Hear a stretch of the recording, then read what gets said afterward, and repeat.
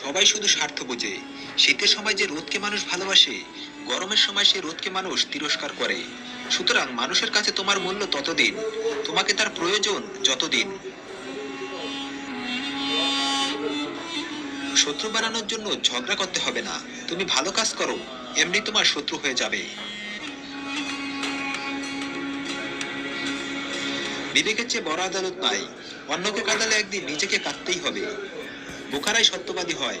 মিথ্যা বলে হাসানোর চেয়ে সত্য বলে কাঁদানো ভালো।